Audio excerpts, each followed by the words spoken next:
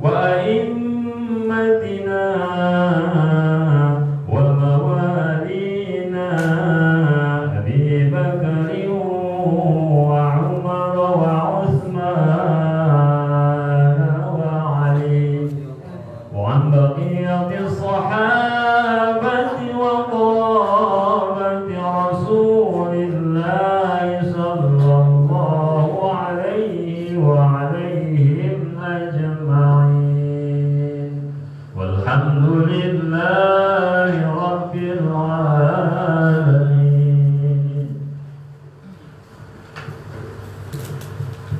فتح بالقبول تمام كل سلطين كل أمر مبارعا من الأرض والجبل وإلى مقرة سيدنا رسول صلى الله عليه وآله وأصحابه وأزواجه ويحيي عبد الله به إلى روحي الحبيب عبد الله بن حسين الشامي القاسم إلى روحي الزكاة بن مهدي بن شعبة بن سالم ثم إلى روحي أبوياء سيد محمد بن علوي بن عباس المالكي الحسني وثم إلى روحي عمدة المفتي والمستفتي فضيلة الشيخ معلم بن نبي محمد شافعي الهدامي بن نبي محمد شافعي العربي وثم إلى روحي أبوياء كيه يطلقان فبالحالي الداري ما إلى روحي أبوياء كيه هجي تبابس منصور محمود ثم إلى روحي أبوياء كيه هجي بن صديق سي ثم إلى روحي أبوياء كيه هجي يتصمم بن نبي محمد ثم إلى روحي أبوياء كيه هجي بميادي بن هجي محمد آمين ثم إلى كرام عبد الرحمن بن شعبان بن حسان وحسن بن عبد الله بن نزويني وأصولهم وفروعهم وذوي الحقوق عليهم أجمعين أن الله يغفر لهم ويرحمهم ويسكنهم ويعطي درجاتهم في الجنة وأعد الله علينا من بركاتهم وأشرارهم وأنوارهم وعلومهم ونفحاتهم في الدين والدنيا والآخرة وبنية أن الله الكريم يفتح علينا فتوح العارفين ويفقهون في الدين ويرزقنا كما الإخلاص واليقين بأن الله أن يناور قلوبنا وقوالبنا من نور الإيمان والإسلام والعلم والعمل بجاه سيدنا ورضي عنا صلى الله عليه وآله وصحبه الكرام الفاتحة.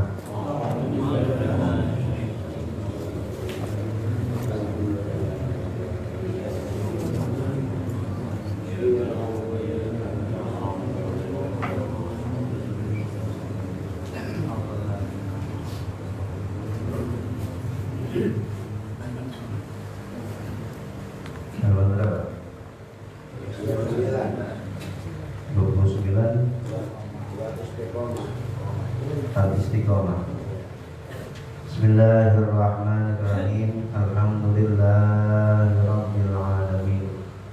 Wassalatu wassalamu ala asyrafil mursalin sayyidina wa maulana Muhammadin sallallahu alaihi wa alihi wa sallam. Wa baraka umuri muhdatsatuha wa kullu muhdatsatin bid'ah wa kullu bid'atin dhalalah wa kullu dhalalatin finnar. Wa bisanadil muttasilin al-imamil muallifi rahimahullahu ta'ala wa adama naf'anihi wa bibarakati ulumihi wa bikum fid daraini amin. Qala radhiyallahu ta'ala anhu ajma'in. Wal istiqamatu ay yafdiya haqqa nafsihi fi amrillahi ta'ala wa husnul khuluqi ma'an nasi alla tahmilan nasa ala muradi nafsika bal tahmilu nafsaka ala muradihim ma lam yukhalifus syar'a.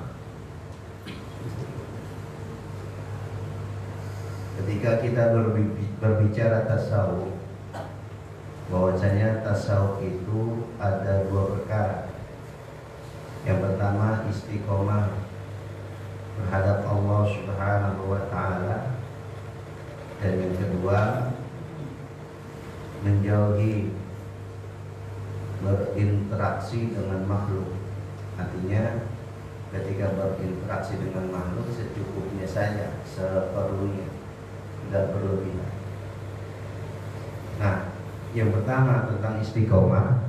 Wal istiqomatu, dan adapun istiqomah itu ayyaf dia hadza nafsihi fi amrillahi ta'ala. Ayyaf dia, bahwa ia melepas azza nafsihi, satu bagian dirinya, fi amrillahi ta'ala, dalam perkara kepada Allah Ta'ala. Artinya mengkontinyukan dirinya terhadap satu perintah dari Allah, seperti umpama perintah sholat, maka ia kontinyukan sholatnya. Puasa, maka ia kontinyukan puasanya. Wa husnul khuluqi, dan berperangai baik ma'an nasi, ketika berada bersama orang banyak, hanya ketika bergaul. Allah tahmila, apa husnul khulqinya, perangai yang baiknya itu Allah tahmila, bahwa kamu tidak membebankan an-nasa, kepada orang yang banyak, ala muradi nafsika, di atas keinginanmu. Biasanya ketika kita berinteraksi dengan makhluk, apalagi taruhlah satu contoh saat kita ziarah, saat kita jalan-jalan, tamasya, wisata, ya upayakan jangan jadi beban orang lain. Segala kehendak keinginan kita, kalau bisa kita sendiri yang menanggung. Jelas nggak? Itu bagian daripada tasawuf. Jangan nyusahin orang lain. Jangan ngerepotin orang. Ini ada korelasinya dengan satu hadis Nabi, singkat tapi padat. Apa kata Nabi? La darara wa la dirar. Jangan nyusahin orang, jangan nyusahin diri sendiri. Nyusahin diri sendiri aja nggak boleh, apalagi nyusahin orang banyak. Ya, bal, akan tetapi tahmilu nafsaka, kamu menanggung beban dirimu, ala muradihim, di atas keinginan mereka. Kalau perlu kita yang jadi dibebani, jadi bos, ya. Kalau timbang umpama kita lagi haus, terik matahari lagi mentek, timbang es kelapa lah, umpama gitu. Ya, umpama nih, kita yang bayarin dah, dari yang bayar dah, ya. Kalau bisa, tapi ada batasannya di sini. Malam yukhalifu syar'a, sepanjang mereka tidak menyalahi peraturan syariat. Kalau umpama yang diminum tuak atau tuak, yang diminum tuak, arak, ya, kalipun kita mampu, duit banyak, jangan, karena itu bertolak belakang dengan syariat. Atau minta anggur merah dan biar nggak mabuk di jalan, minta dibeliin atau dimilik, jangan. Kalau yang bertolak belakang agama, jangan jadi bos, jangan mau memberikan gratisan atau mentraktir. Jadi sepanjang ini, selama ini ketika kita jalan kemana, misalnya kita mampu mengatasi beban orang lain, itu sifat tasawuf. Yang intinya bermuara kepada tidak menyusahkan diri sendiri dan tidak menyusahkan orang. Nah, di balik tidak menyusahkan orang lain, justru mempermudah urusan orang lain. Tsumma innaka sa'altani 'anil 'ubudiyyati. Kemudian sesungguhnya kamu telah bertanya kepadaku, kata Imam Al-Ghazali terhadap muridnya yang bertanya, anil ubudiyyati, tentang perkara ubudiyah, perkara ibadah, penghambaan diri kepada Allah, namanya ubudiyah. Wahia, dan penghambaan diri kepada Allah itu salah satu asya, ada 3 perkara. Ahaduha, salah satu dari 3 perkara tentang ubudiyah kepada Allah, penghambaan diri terhadap Allah, muhafadzatu amri syar'i. Yang pertama, hendaklah kamu menjaga, memelihara perintah syariat. Apa yang diperintahkan oleh syariat, jaga benar-benar. Baik yang berkenaan tentang yang wajib maupun yang berkenaan pada hal yang haram. Ya, jadi sesuai perintahnya. Wa tsaniha, dan yang kedua dari 3 perkara itu, ar-ridha'u bil qada'i wal qadari, menerima, rela, ridha dengan ketentuan dan takdir, wa qismatillahi ta'ala, dan pembagian rezeki Allah Ta'ala. Apa yang udah Allah bagi hari ini kan belum tentu sama sama hari kemarin. Bisa jadi hari kemarin lebih banyak rezeki yang Allah berikan dibandingkan hari ini. Nah, jangan kecewa, jangan sumpah serapah. Orang betul bilang ngedumel, ya, jangan ngeluh. Perasaan kemarin lebih banyak duit, masa sekarang barang sekolah aja susah. Nah, namanya ngedumel, ya, ngeluh. Ya, terutama biasanya pedagang nih, ya, biasanya pedagang, ada pedagang sini. Ya, kalau pedagang jangan ngedumel, jangan ngeluh. Apa yang diterima hari ini itulah ketentuan dari Allah. Allah udah bagi kita hari ini sekian, udah terima, syukuri. Ya.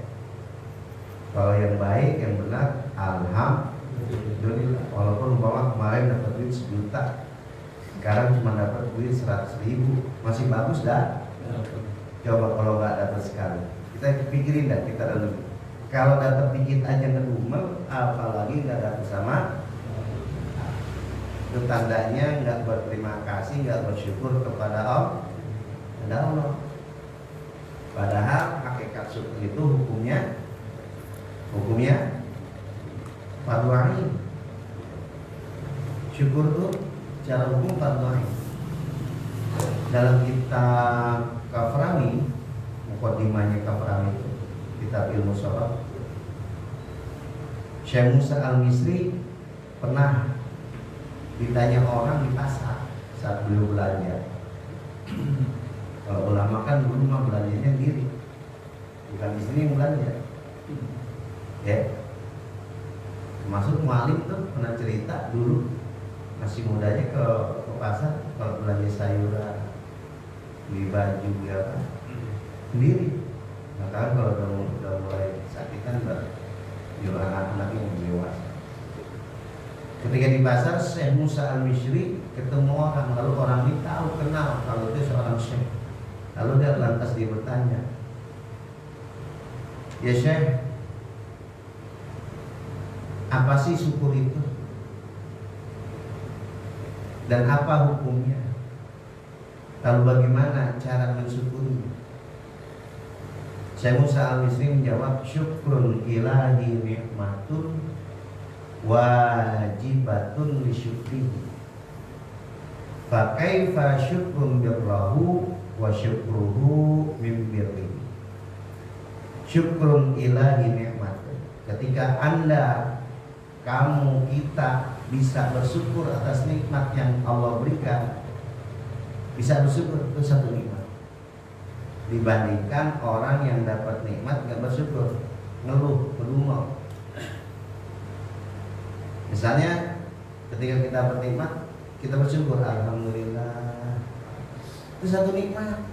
dibandingkan ketika orang dapat nikmat tidak ada rasa syukur, tidak ada rasa sama sekali terima kasih kepada Allah. Tandanya syukur kan ketika orang itu merefleksikan dengan ucapan umumnya alhamdulillah, umumnya kan ya, atau dengan bahasa Indonesia terima kasih. Dikasih sesuatu sama orang lantas kita bilang terima kasih ya, itu masuk syukur. Ketika merefleksikannya dalam bahasa lain, tapi dalam bahasa Islam alhamdulillah.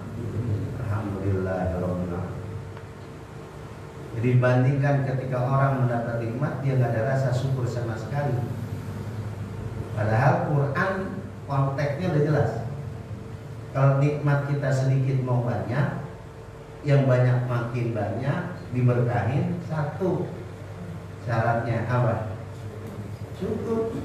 La'in wa itta'addana rabbukum la'in syakartum la'azidanakum. Maka itu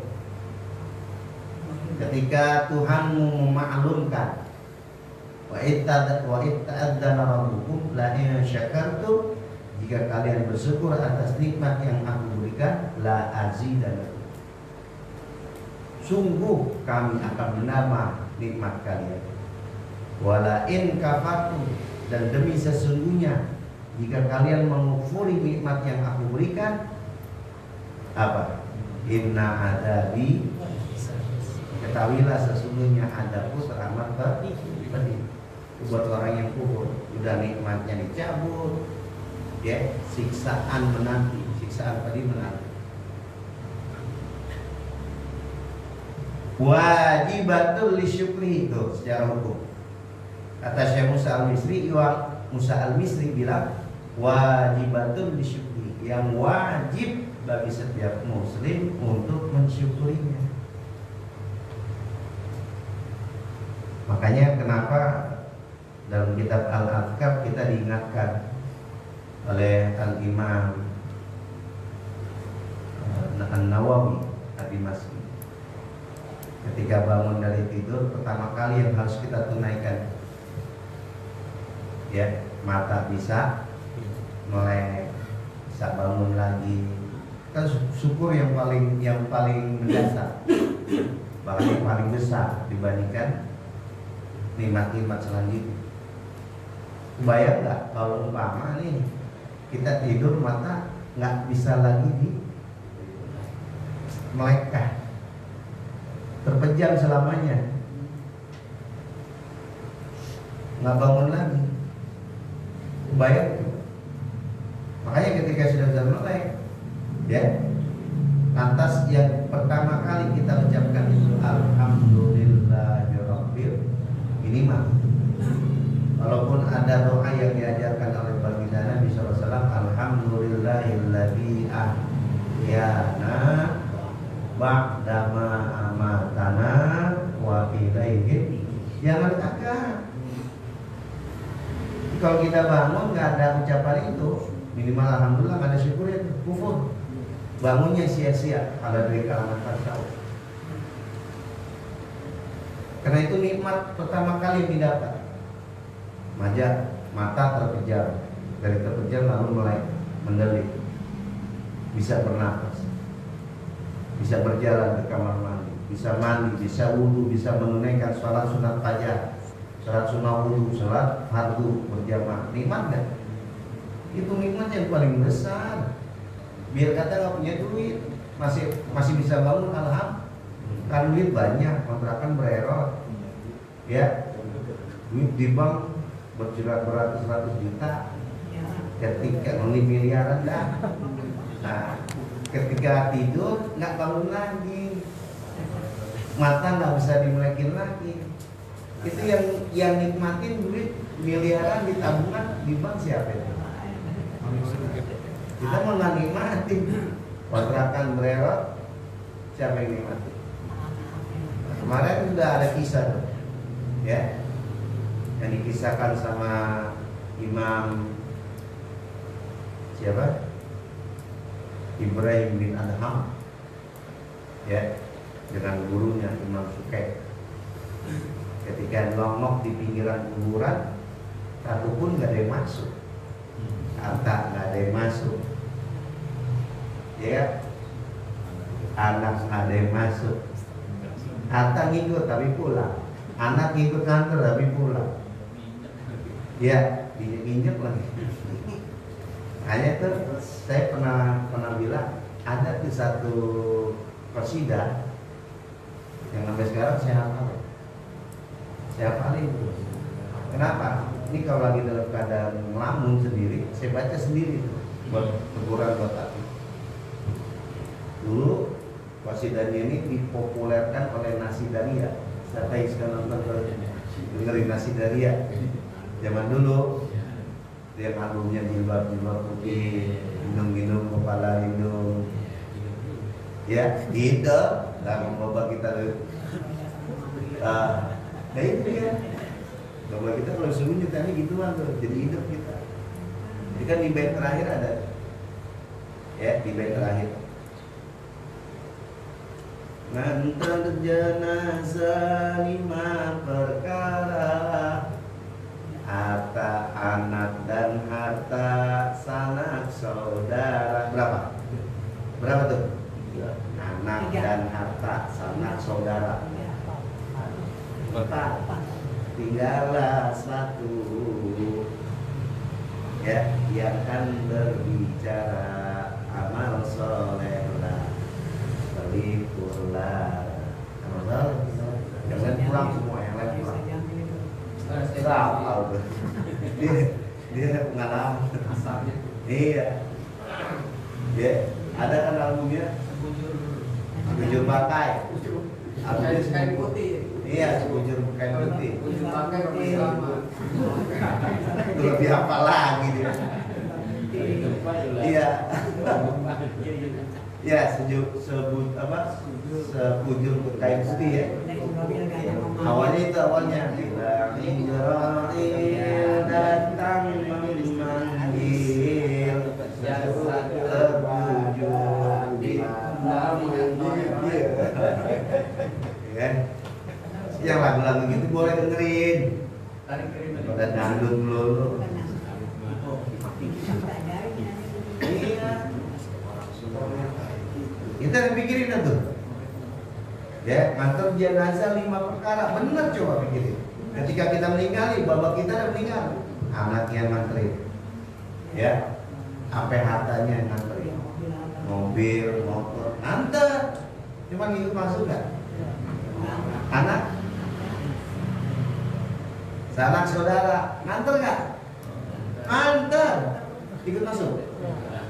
Makanya katakan malam berapa tuh? Ketika di ujung bibir galian kubur, coba lo main berujung kaku sendirian, tinggal amal soleh yang nemenin. Boleh itu renungin tuh, ya Allah. Kita semua bakal begitu kan? Anak yang kita banggakan di dunia, ketika kita meninggal dunia, nganter ke kubur, cuma sampai pemakaman.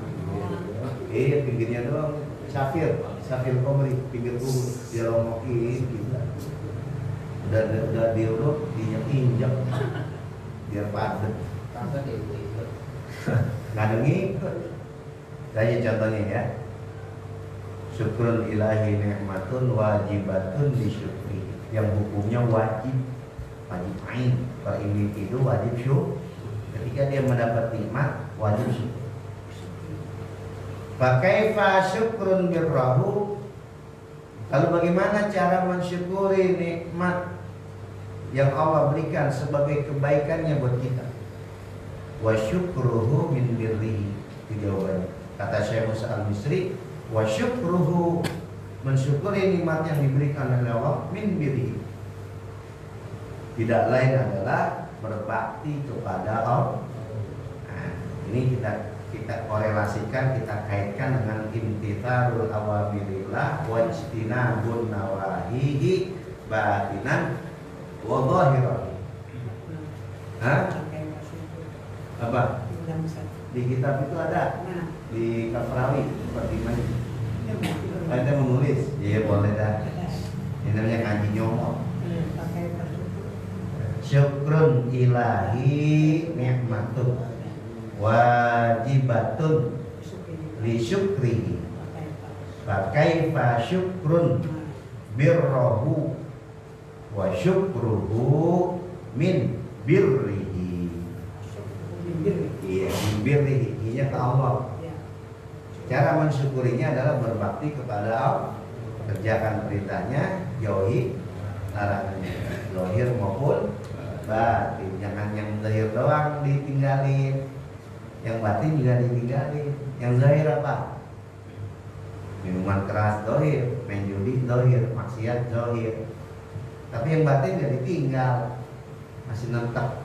Apa tuh? Dendam, ya, hasud, ria, ujub, ghibah, sum'ah. Itu kan yang batin. Yang orang nggak melihat, yang tahu kita orang nggak tahu. Tapi kalau maksiat orang bisa tahu, kemunkaran orang bisa lihat, kezaliman orang bisa tahu. Makanya zahiran wa batinan, perintah maupun larangan bentuknya secara zahir maupun batin. Perintah kerjain, larangan tinggalin, zahir dan batin.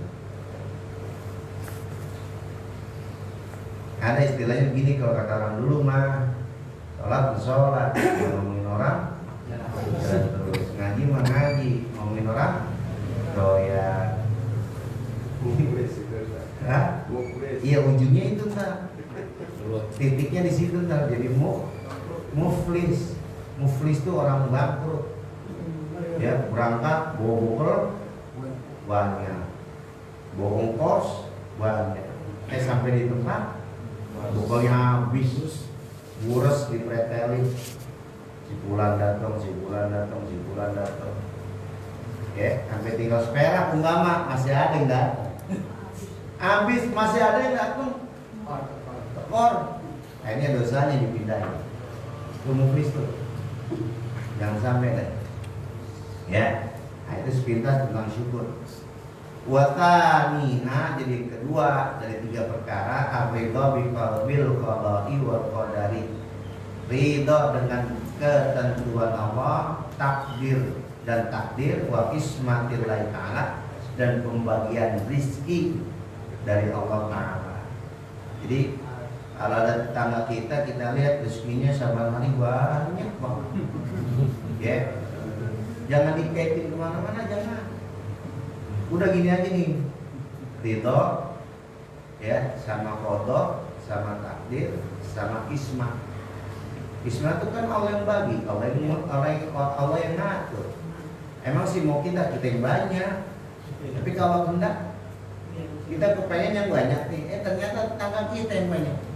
Kayak orang main arisan gini, main arisan. Ini apa nih, kocokan nih? Itu yang main arisan datang semua. Pulang semua. Banyak tak yang berharap keluar? Banyak, semua berharap. Apa yang baca Fatihah dalam hati? Gak keluar. Ternyata gak keluar. Yang keluar orang lain. Kesel gak? Kesel. Nah sekarang pertanyaan saya, kalau kesel lu ngapa ngikut arisan? Logika aja. Kalau ikut arisan, konsekuensinya ketika nggak keluar, terima. Sebagaimana kita menerima takdir.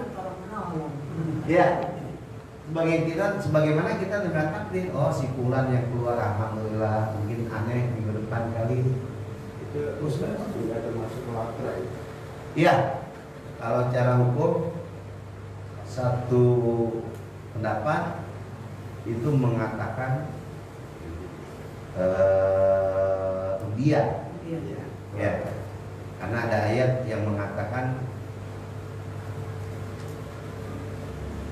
hurimat alaikumul maitata wa dahma wa lamal khinzir.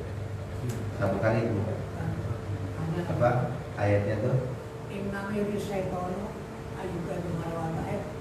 Bukan. Nah, innal khamra wal maisir. Iya. Terus? Enggak, bukan. Wal ansab. Ansab tuh undi. Tapi pendapat Profesor Dr. Yusuf Kordowi dalam fikihnya tuh ada buku namanya fikih kontemporer. Ya, mengkorporate. Itu beliau membolehkan dengan dalih ta'awanu 'alal birri wa taqwa wa ta'awanu 'alal ismi wal, dengan dalih itu tolong menolong dalam kebaikan dan takwa. Bisa jadi mungkin dari arisan itu ya, kalau dia dapat buat ibadah atau buat beli mukena, buat husnuzon aja. Bisa jadi buat umroh. Kan sampai sekarang ada tuh arisan umroh. Boleh kalau berpatokan pada pendapat Syekh Yusuf Al-Qaradawi, boleh. Karena termasuk ta'awan. Ya, ta'awan itu bantu membantu, menolong. Ya, tapi yang apik pendapat ulama ahli fikih dan ahli tasawuf lebih baik jangan. Ya, karena meninggalkan hal yang syubhat. Secara hukum masih syubhat. Ya, kenapa masih syubhat? Dikatakan syubhat karena zaman Nabi belum ada arisan. Zaman sahabat nggak ada arisan. Zaman tabi'in nggak ada arisan. Zaman salafus saleh nggak ada arisan. Karang-karang aja ada arisan. Ya, tinggal gimana kita aja. Kalau mau ngikutin pendapatnya Yusuf Qaradawi, silakan, boleh. Yang penting ada dalil, ada nas. Ya, awal tadi. Ada yang diikutin. Iya, ada yang diikutin, ada yang matwain. Nah, kalau tinjau fikih lebih fleksibel lagi. Gimana? Kocok semuanya. Kalau bahasa mu'alim gitu, kocok semuanya. Tarik keluar pertama berarti yang dapat pertama, keluar yang kedua berarti yang kan dikocok semua udah ketahuan tuh kapan dapatnya. Nah, di situ akan ada antara minkum, saling suka, saling meridhoi satu sama lain di antara kalian. Gitu. Jadi nggak ada unsur wal ansab. Ada unsur mengundi nasib, karena mengundi nasib itu termasuk perbuatan jahiliyah. Orang jahiliyah kan adanya arisan zaman jahiliyah sebenarnya, tapi dia pakai anuan semacam dadu dikocok. Apa orang bilang koprok? Iya, kayak batok, dadu gitu-gitu itu. Orang dulu bilang kok. Baik. Wa thalithuha, dan yang ketiga ya dari 3 perkara, tarku ridha'i nafsika fi talabi ridha'illahi ta'ala. Ini yang sulit. Ini sulit nih. Tinggalkan keredoan dirimu di dalam mencari keredoan Allah Ta'ala. Ya, maksudnya apa? Ketika sedang meniti jalan ke Allah, mendekatkan diri kepada Allah dengan berbagai macam ibadah, baik sholat sunnah, mengaji, baca Quran dan lainnya. Ya, cari ridha Allah, tapi jangan berharap pada ridha kita sendiri. Ketika melakukan amal-amal itu, udah lakukan aja, jangan berharap sama sekali. Karena kalau kita berharap, berarti kita berharap pada diri kita sendiri, yang barang tentu belum ada. Apalagi mengharap itu orang lain. Ya, secara nas, yang mestinya kita cari ridho itu loh, secara nas. Pertama, cari ridho orang tua. Kedua, cari ridho Allah. Itu yang mesti kita cari. Nah, kalau kita berbicara ridho orang tua, itu mencakup 3. Yang kata Nabi, abuka talatatun, abuka waladaka, wa abuka allamaka, wa abuka jawastaka binti. Nih, cari ridho pertama orang tua, meliput 3 perkara. Pertama, ridho orang tua biologis, orang tua kandung. Kedua, cari ridho mertua yang telah menikahkan anaknya untuk kita. Jadi kalau kita cari ridho kan orang tua kandung, tapi nggak ada ridho dari mertua, sama aja nih. Atau sebaliknya, ridho mertua ada, tapi ridho orang tua nggak ada, sama. Dua. Kalau dua ini kita dapat, baru Allah turunkan ridhonya. Ini yang dikatakan suhtullah fi suhtil walidain, ridhollah fi ridho walidain, wa suhtullah fi suhtil walidain. Dua, ridho Allah bagaimana ridho orang tua, murka Allah bergantung pada murka orang. Nah, sekarang kita bahas yang dimaksud orang tua itu apa? Standar hadis itu 3. Abuka salah satu. Abuka waladaka, orang tua kamu yang melahirkan kamu, biologis. Bapak kita, kita. Wabuka jawastaka binti, orang tua kamu yang menikahkan putrinya untuk kamu. Dalam hal ini apa? Mertua. Makanya ketika posisi mertua ya masih bisa bertahan sampai kapanpun, sebagaimana bertanya posisi orang tua biologis, sekalipun anaknya sudah berpisah dengan kita. Makanya nggak ada istilah bekas, nggak ada. Karena orang mertua sama posisinya dengan orang tua, nggak ada bekasnya. Kalau anaknya yang pernah dinikahkan sama kita lantaran terpisah, talak, iya bekas. Itu bekas istri. Iya, tapi orang tuanya bekas mertua. Nah, yang ketiga yang dimaksud ridho orang tua, ya ridho dulu kan.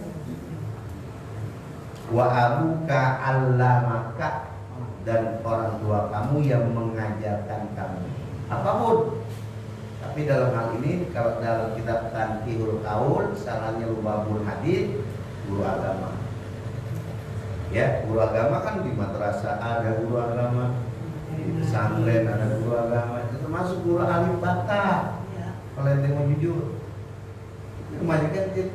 kebanyakan kan kita lupa mah yang dasar itu. Dulu kita ngaji gak kenal huruf, alif mana, ba mana, tak mana.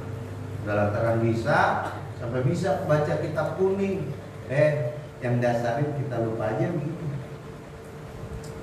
Mohon maaf, ini realita. Yang didewa-dewain, yang dituhan-tuhanin, yang digede-gedein justru bukan guru ngajinya, bukan guru alif batanya. Gurunya yang baru dia dapatkan tuh. Yang dia baru ngaji kitab ini, kitab itu. Padahal yang mendasar itu guru ngaji. Yang awal. Ya, itu paling berjasa tuh. Kenapa mesti kita lupain? Kasarnya gini, kita mengenal alif, bata, huruf hijaiyah dari seseorang, dari guru kita. Bisa lancar baca Quran, tahu tajwid, tahu makharijul huruf, lisanul fasih dari guru kita. Seiringnya berjalan waktu, seiring pula bertambahnya pengetahuan, ya kan nggak di situ aja kita belajar. Ada pengembangan pengetahuan. Belajar kitab kuning, belajar nahu, belajar sorok. Cuman saya, ini yang guru dasarnya nih yang dilupain. Ini kalau lebaran yang didatengin bukan guru ngaji alif batanya. Yang sekarang dia masih ngajiin tuh. Taruhlah dia nggak bisa baca kitab, cuma nguping doang, denger doang. Patunya bisa, masya Allah. Ya, himmahnya, takzimnya luar biasa. Tapi nggak ada tuh takzim yang begitu besar, taklim yang begitu besar kepada guru dasar itu, yang ngenalin huruf hijaiyah, yang ngenalin juz amma, yang bisa membuat kita hafal surah-surah pendek. Kan guru kita yang dasar. Ayo jujur, apa guru kita yang kita belajar kitab kuning Madiyah? Enggak.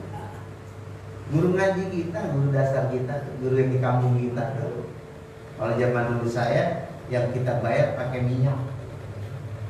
Ngalamin nggak? Ya, uang minyak. Nah, dulu saya ngalamin tuh tahun 80-an bayaran belum masuk listrik. Nyari empan kambing, isi kolam. Si nimba. Mending kalau nimbanya ada pompa.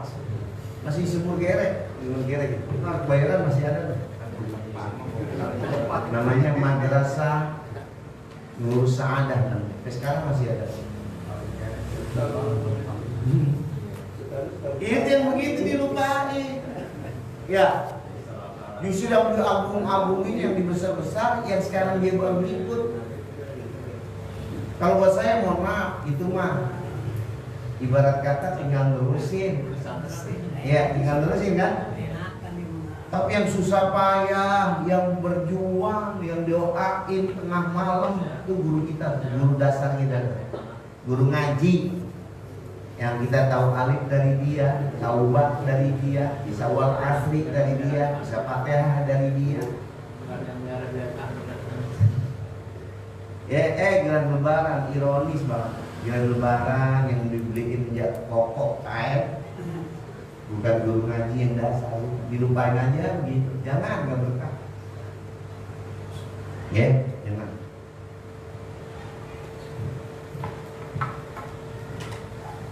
Wasa'al tani anit tawakuli.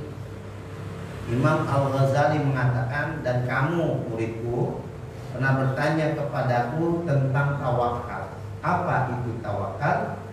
Wa huwa, tawakal itu adalah antastahkima i'tiqadaka billahi ta'ala fima wa'ada. Tawakal itu adalah antastahkima, bahwa kamu meneguhkan i'tiqadaka, i'tiqadmu, keyakinanmu billahi ta'ala, terhadap Allah Ta'ala. Artinya dalam mengimani Allah gak ada sedikit pun keraguan, kejanggalan, kesakan gak ada. Fima wa'ada, padahal yang Allah janjikan, pada hal-hal apa yang telah Allah janjikan. Contohnya apa yang telah Allah janjikan? Surga buat orang yang bertakwa, neraka buat orang yang maksiat. Itu kan janji Allah.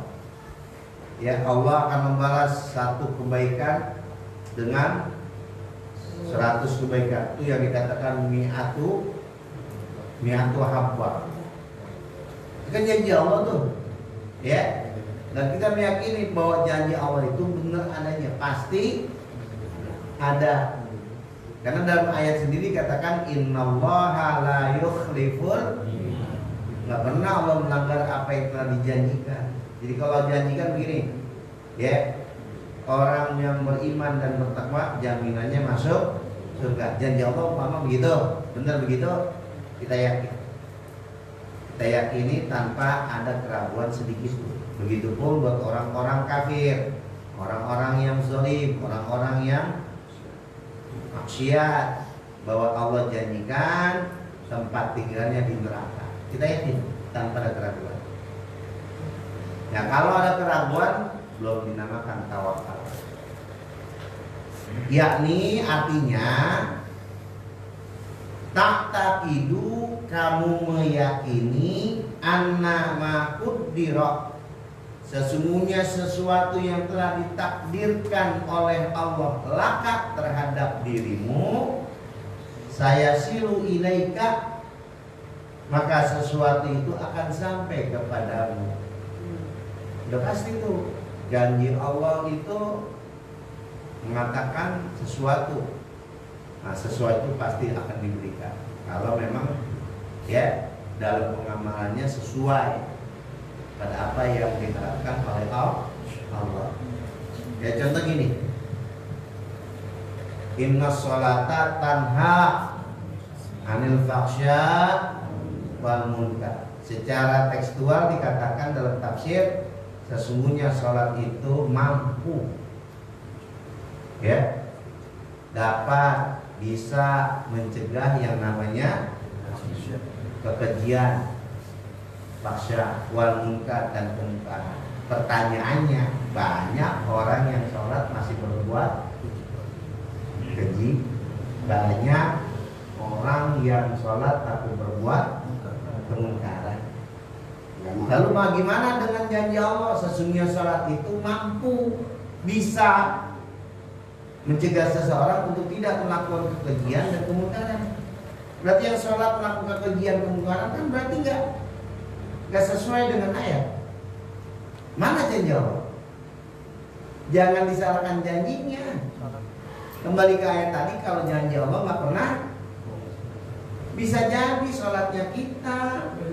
Nah, kenapa sih kita sholat masih doyan ngomongin orang? Gibah. Bisa jadi sholat kita ketika mungkin ketika takbirul ihram, kalau Imam Syafi'i dalam mazhabnya cukup di takbirul ihram kita khusyuk pada Allah. Saat takbir doang, walaupun setelah takbir pikiran kemana-mana. Bisa jadi ketika takbir pikiran kita belum khusyuk, udah bar aja bar. Paham nggak? Jadi Allah, kalau mazhab Syafi'i kan dalam hati ini ya, Allah saja ku sholat fardu isya. Bisa jadi mulut kita ngucap tapi hati kita masih mana-mana, belum nyampe. Apa masih mikirin air lagi dimasak buat bikin kopi? Ngayap. Jangan salahkan Allah. Sholat kita belum sampai untuk mencegah sholat yang kita lakukan pada perbuatan keji dan munkar. Jadi bukan janjinya. Pernyataan Allah kan jelas tuh. Innas sholata tanha 'anil fahsya'i wal munkar. Jelas. Tapi ketika kita pertanyakan, mana itu si Fulan rajin sholat, pergi ke masjid, ke mushola berjamaah setiap hari, tapi lempengan kekejian masih dikerjain, lempengan kemungkaran masih doyan. Jangan salahkan ayatnya, jangan disalahkan teks ayat yang Allah janjikan. Bisa jadi si Fulan ketika berangkat ke masjid pengen dipuji orang, pengen dilihat orang, kita kan nggak tahu. Bisa jadi begitu. Tapi kalau yang benar sholatnya kita lihat dah. Contoh wali yang sholatnya ada memang khusyuknya nggak diragukan. Artinya nih yang benar sholat nih, atau guru-guru kita ada kayak Mu'alim Syafi'i Hadami contohnya. Allah yarhamu ya Kiai Haji Syarifuddin Amsyir, nggak pernah melakukan kekejian. Sholat nggak? Sholat. Mu'alim sholat. Buya Syekh Nadim sholat. Pernah nggak melakukan kemungkaran? Nggak pernah. Kenapa? Karena sholatnya sudah sampai mampu menghantarkan dirinya untuk tidak berbuat kekejian. Kalau kita masih berbuat kekejian, masih suka ngomongin orang, masih suka dendam sama orang, masih suka sum'ah, muru'ah, ria, ujub, nah berarti sholat kita belum. Itu kan ada buat kita semua. Baru beli apa-apa maunya pamer. Bisa apa-apa takabur. Ya, siapa? Kita bukan aneh, kita semuanya dah. Karena sholat kita belum mampu mengangkat. Kenapa? Pasti ada sesuatu. Sesuatunya apa? Kita yang tahu. Bisa jadi sholat kita lalai, nggak tepat waktu. Itu pengaruh. Makanya ketika Al-Quran mengatakan qad aflahal alladzina fi sholatihim sahun dan khushu'un. Yang khusyuk khushu'un. Kecuali kalau di itu tuh ara'aital ladzi yukadzibu bid-din fadzalikal ladzi yad'ul wa la yahuddu 'ala ta'amil fawailun. Itu kecuali bisa jadi Johor jam 12, setengah 3 baru sholat. Bisa jadi masih suka makhluk kekejian. Bisa jadi masih demen sama kemungkaran. Itu sebenarnya. Jangan salahin Allah. Allah mah nggak salah. Ya. Nah itu tawakal. Baik. Bedanya kerja dan mungkar, kalau apa fahisah, apa termasuk perbuatan, kalau Fahisya perbuatan. Fahisya. kalau mungkar ucapan. Iya. Kalau kemungkaran ya itu mencakup dua, kaulan wa fi'lan. Perbuatan sama perkataan. Itu kemungkaran. Iya. Kalau fahisya hanya ucapan. Ucapannya keji, ucapannya kotor, itu fahisya. Iya. Mungkar dua, fi'lan, kaulan wa fi'lan. Ucapan dan perbuatan. Iya. Betul. Dari situ sumbernya. Iya. Wa ini dikit lagi. Wa ini jatahada. Dan jika ia berjuang keras, kullu man fil alami, pada tiap-tiap orang yang ada di alam semesta, ala sorfihi anka, untuk menjauhkan penyalahgunaan pada dirimu, ya, itu tawakal. Seperti kata Nabi ketika ada sahabat mau sholat Jumat atau sholat 5 waktu ke masjid bawa onta. Sudah sampai masjid, ontanya dilepas saja begitu. Nabi tanya, kamu datang bawa apa? Bawa onta. Sudahkah diikat onta kamu? Belum. Kenapa? Saya tawakal ya Rasulullah. Kata Nabi, salah. Ikat dulu baru. Benar. Itu mendangkal. Motor dikunci belum, udah tawakal. Salah. Emang imannya segede apa? Seberat apa? Yang benar gembok dulu, kunci dulu, kontrol double, baru tawakal. Kalau hilang juga, udah. Ya, kalau hilang juga kita kunci udah double lagi. Kunci stang ada, kunci ban ada, hilang, udah takdir. Berarti tak udah garis. Ini dikunci kagak, diikat kagak, hilang, nyalain Tuhan salah. Seperti itu. Nah, artinya ketika dia sudah melepaskan dirinya terhadap sesuatu, ya, itu disalahkan kalau belum dia melakukan sesuatu yang bisa menyelamatkan. Jadi harus ada kerja keras dulu. Wa malam yuktab, dan sesuatu yang Allah tidak tetapkan, yang Allah tidak tetapkan sama kita, la yasila ilaika, pasti tidak akan sampai gitu. Misalnya Allah tetapin si fulan jadi lurah, ngapa kita nggak jadi lurah? Emang Allah nggak tetepin, ya? Jangan ngoceh. Ya Allah, ngapa dia jadi lurah bukan saya? Lu nyalonin aja kagak, pengen jadi lurah, salah nggak? Kecuali udah nyalonin, ya udah nyogok, kok pilih kagak? Dia takdir.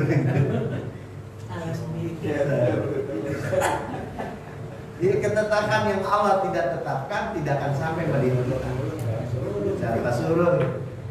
Wa insa adaka jamiul alam, sekalipun ya banyak bantuanmu pada semua alam semesta.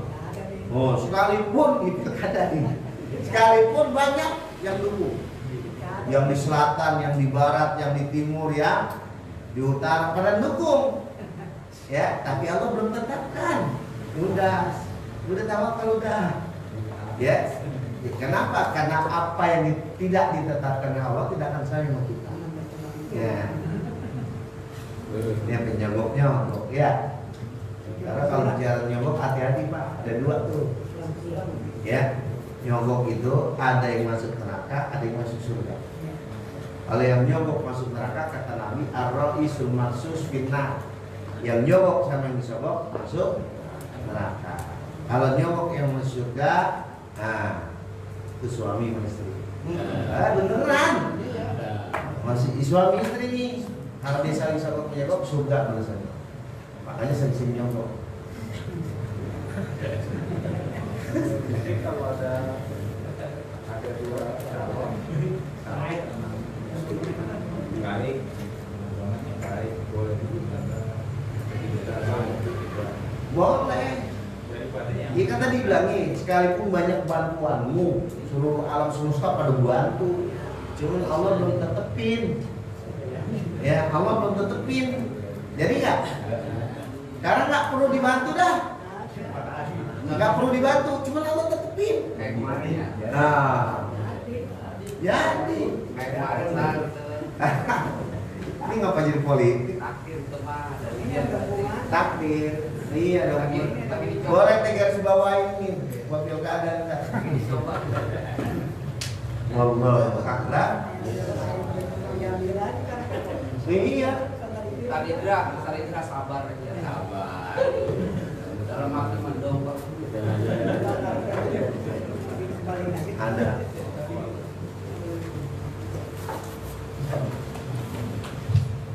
الفاتحة. أعوذ بالله من الشيطان الرجيم. بسم الله الرحمن الرحيم. الحمد لله رب العالمين الرحمن الرحيم مالك يوم الدين. إياك نعبد وإياك نستعين. اهدنا الصراط المستقيم صراط الذين أنعمت عليهم غير المغضوب عليهم ولا الضالين. الحمد للغفور بالعدل بالغرور والفرد بالأمور وحماقة الحبور وصلاة الله دواما وسلامه تماما على من يجي إماما والأنبياء ختاما وعلى آل الكرام وصحبك النجوم بقدرة المرام بالعرب والأعجام يا ربنا اعترفنا بأننا اقترفنا وإننا أصرفنا وعلى لظى أشرفنا وتب علينا توبا تغسل كل حوبا واستر لنا العورات وآمن الروعات واغفر لوالدينا ربي ومولودينا والأهل والإخوان وسائر الخلان وكل ذي محبة أو جيرة أو صحبة والمسلمين أجمع آمين ربي أسمع فضلا وجودا منا لا باكتساب منا بالمصطفى رسولي نحظى بكل سوء صلى وسلم ربي عليه عند الحق وآله وصحبه عباد كشف صحبه والحمد لله بالبدء والتنام